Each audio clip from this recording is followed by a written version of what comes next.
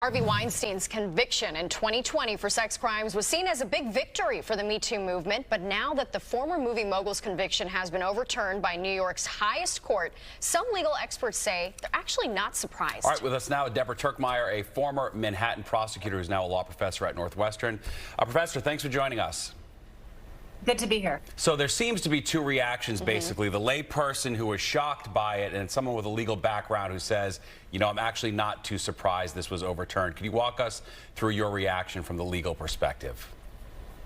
Sure. First, I should point out this was a very close call. The Court of Appeals was divided. There were dissenting opinions. And so this was not an easy question.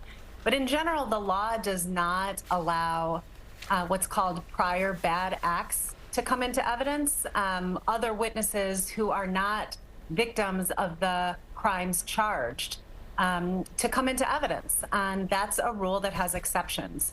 In this case, the prosecutors argued that one of the exceptions applied and that the testimony of the other women ought to be allowed. The trial judge obviously accepted that argument, but it was always something that was going to be litigated on appeal, and it turns out successfully for Weinstein.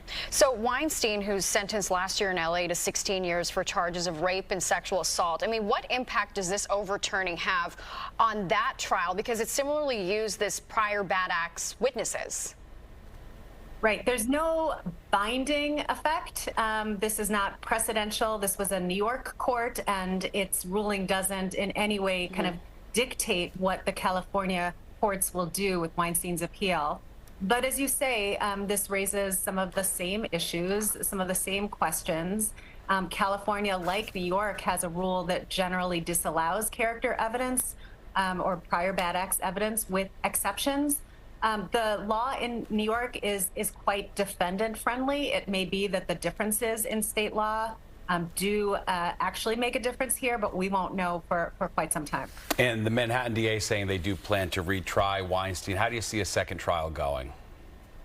Well, I think the preferences of the women who testified in the first case and would need to go through it again will likely influence the district attorney's decision about whether to go forward or not. It's a very difficult experience to testify and to be cross-examined, and I think a second trial will be difficult for everyone involved.